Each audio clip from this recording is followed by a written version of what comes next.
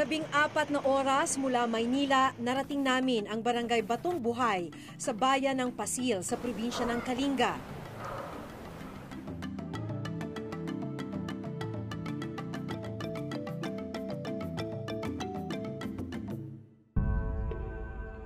Sa bukana pa lang ng barangay na ito, tumambad na sa amin ang malalaking istruktura mula sa mga dating mining company.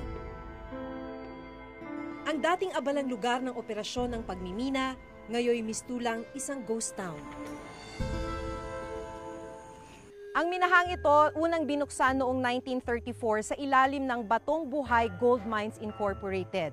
Isinara ng sumiklab ang World War II. Simula noong 1969 ay napasailalim na ito sa iba't ibang korporasyon ng mga minahan.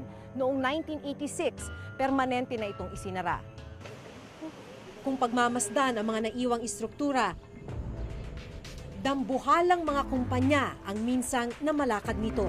Isa to dun sa mga naiwan na istruktura nung dating minahan, pero sarado na.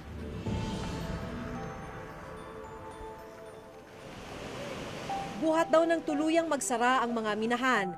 Nagsimula na raw pasukin ng mga residente ng barangay ang mga maliliit na butas ng inabandonang minahan. Mula dito sa kinatatayuan natin, makikita na yung mga butas na ginagamit ng mga minero.